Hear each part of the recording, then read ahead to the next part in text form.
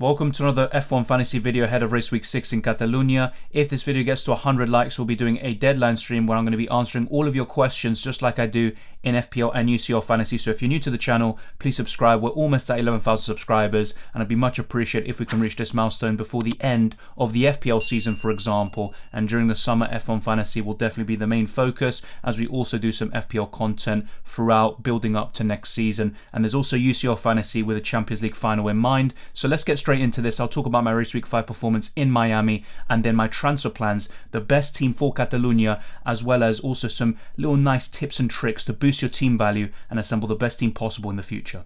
What you see on screen is my third team in Miami, and as you can see, Magnussen got 2 points. He was very disappointing from the qualifying, so from the get-go I didn't really expect much from Haas and from Magnussen. George Russell though, an awful qualifying performance, finishing 12th, but he made up for it in the race. He surpassed his teammate Lewis Hamilton, and then Sergio Perez and Leclerc came up clutch. Leclerc had some race streaks coming about which also boosted his score, so Miami, despite not winning the race, was actually the highest points total he has accumulated this season. Imagine if he had won the race as well. And I also had Valtteri Bottas in there. I just wish I had him in my first team as well. He also had a pretty good race despite a little mistake he made towards the end, which enabled both his former teammate Lewis Hamilton as well as George Russell, his replacement, to surpass him. And as you can see, Ferrari also got me 56 points. They also had some race streaks going as well, so very happy with my team overall, in my third team anyway. But as we'll get onto with my second and first team, I mean, this is where it really counts. Your first team is what really matters, especially in the normal leaderboards. Well, that actually was my lowest performing team in this week. Team 2 always seems to be my highest performing team at the moment, and that's why it's got the most points overall this season, 247 compared to the third team which I just showed you, which has 239. I think the main differences here is that I didn't have Lando Norris, as we'll talk about very soon. I had Red Bull, who got 69 points overall, and I had Perez, Leclerc once again as the turbo driver, and also Carlos Sainz, who had a very good race too. Magnussen once again very disappointing, but he is the cheapest driver still in the market, and Valtteri Bottas once again, who still had a good race but could have finished even higher if he didn't make that mistake. But overall, my second team was also very promising, and it is my best team currently. As we'll get to with my first team, a bit of bad luck, but also maybe poor decision making. You could say chasing last week's points, which is a very big thing in these fantasy games. But overall, I'm still very happy with my second team. Team. I even love saying the word team. The main team, the one that counts, and the reason why I dropped from around 70k to 114k, as you can see, I scored 215 points with my main team, so I've got 1052 points overall. But my second team is absolutely smashing at the moment. That is my highest scoring team at the moment. Then it's this one, my main one, team 1. Hopefully it's not too confusing by this point. And my third team is the lowest scoring, which isn't too much of a surprise. That's more of the experimental type, the one I like to change around a lot. But as you can see, I had Leclerc, Ferrari and Sainz, so still a lot of points on the board. But it was Verstappen who won the race. He had an amazing, incredible race there. At least I covered Red Bull somewhat with Sergio Perez, who is in all of my teams. There's a lot of similarities between all three. I'd like to differentiate them if possible. And Lando Norris of -2. So these DNFs can be very costly. And Lando Norris didn't have a great weekend from the get-go. In the practice sessions, he seemed pretty good. But in qualifying, that's where things just didn't go to plan. And in the actual race itself, once again, kind of not ideal, let's be honest. And I think Lando Norris was quite an early transfer I made. So I would normally recommend to just wait for the practice sessions. I always say this because then you can make informed decisions and lock in your teams. But there's also a really big advantage of making early transfers where you can chase team value. And as we saw earlier with Red Bull, we're going to talk about them very soon in the kind of team selection and preview for Race Week 6 in Catalunya. Red Bull are going up in price drastically at the moment. And the same goes for a few drivers that I'll talk about very soon as well. But overall, you want to lock in your teams after the practice session, where you get the most information possible because you can see how these drivers and teams are acclimatizing to that certain track. To avoid any confusion, this is how all of my three teams did in Miami. Let me know what you think of all of these teams and look at the points totals for each single one. As you can see, Team 2 has 1,109 points overall, whilst my first team has 1,052 points. And then my third team hasn't even reached the 4-digit mark yet, so that is definitely the worst team of the lot. But my top two teams aren't doing too bad, so I can't complain too much. But of course, ideally you would want Team 1 to be your best performing team, if you catch my drift. But now I'm going to show you my transfers that I've made already ahead of race week 6, as well as the transfer plans that I have for Team 2, because that's the only team where I haven't made early transfers just yet, and maybe that's why it is my highest performing team. With my third team, I've decided to go for Max Verstappen and cover him in one of these teams. It's the most experimental one of the lot, and I just like having some differences between all three of them, because as you can see, there were a lot of similarities, and I want to differentiate them because you cover all bases in that regard. And remember, the kind of different squads you have, they are very crucial for certain leagues that you enter, but they're not really that impactful with your overall rank that you have at the very end. That's Team 1, that's the one you really want to maximize to the best of your ability. But I've got Magnussen in here, and I think Haas will be slightly better in Catalunya. And Verstappen, this is where he got his first race victory for Red Bull on his debut there, and that's where the famous Hamilton and Rosberg collision happened. And there's a lot of history in this track. Schumacher winning in the rain in '96, I believe, his only victory that season, and that's one of the best performances of all time.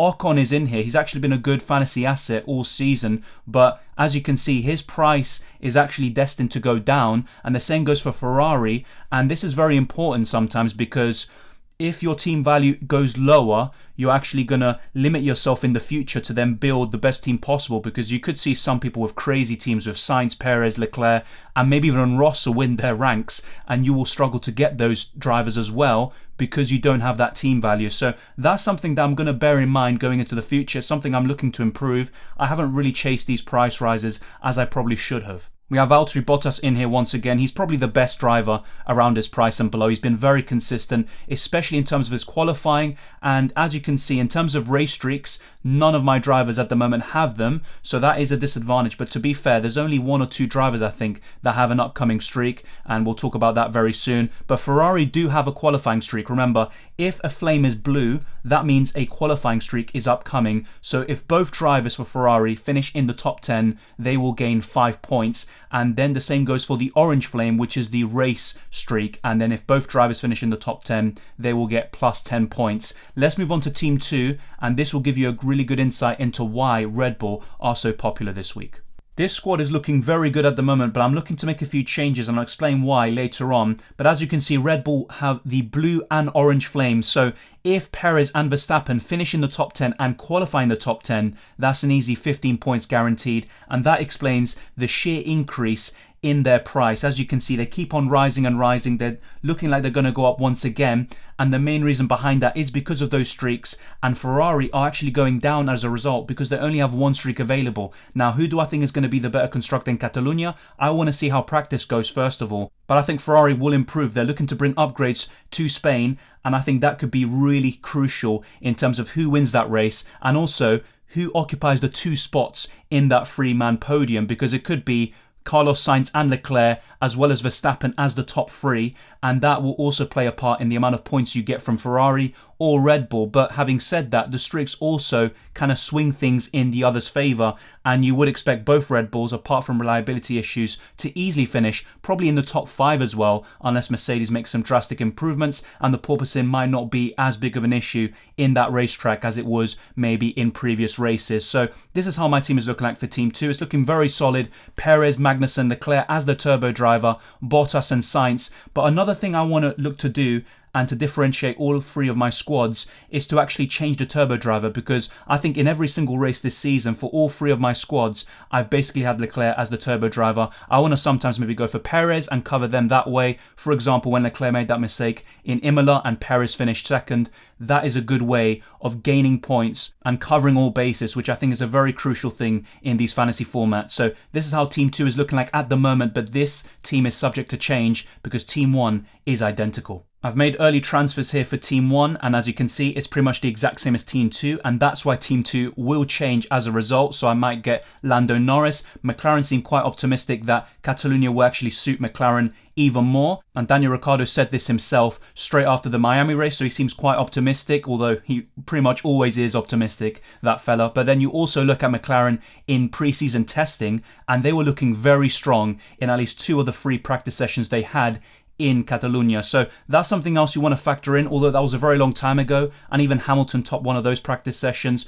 Mercedes you would expect to improve. The same goes for McLaren. So it might be more of a highly contested top 8 that you'll see in Spain compared to previous races, and maybe the gaps between the Ferrari powered engines, the Red Bull powered engines with the Mercedes, that could all be different. So McLaren and Mercedes could benefit greatly from that. As you can see, Red Bull I think are going to be the constructor of choice this week. And one strategy that I would highly recommend is alternating between Red Bull and Ferrari. So when you see Ferrari having an upcoming streak or double streak, as you can see with Red Bull this week, then you can actually swap to them and then go back to Red Bull. And all you really need to do in order to fund money to get a Red Bull constructor is to downgrade one of your drivers. And one good example of a driver that's very cheap that can be an enabler and allow you to get Red Bull is Alex Albon. He's going up in price. I don't think he's a great option long term, but he consistently beats his teammate Nicholas Latifi in both qualifying and also in the race. And I think Albon is a good driver and good purchase as a result. Now, I don't think he's better than Magnussen and Valtteri Bottas overall in the grand scheme of things, but he has pretty decent reliability, you have to say. Hopefully I haven't jinxed him there. So he's able to get these overtakes, get more points as a result, and that boosts his score even more so. But for example, in Monaco, if Alex Albon doesn't have a good qualifying session, well, he's pretty much screwed because that is the worst track for overtaking in the entire calendar. So bear that in mind if you're looking to bring in Alex Albon ahead of Monaco, although it's still going to be very good for your team value and you can get him in and then take him out in the same race week. Just try to avoid these kind of -10s that you do after you make free transfers in a race week. Remember, with your 4th, 5th and 6th transfer, you will take a -10 with each one of those moves. But as you can see, Team 1 looks very solid. It's the same as Team 2, but I will be making changes to my second squad very soon. But I think I'll wait for the practice sessions to happen first before finalizing that team. So those are my transfer plans, and that was my Race Week 5 performance. I'm going to show you how all 3 teams look side by side. Let me know which changes you would make,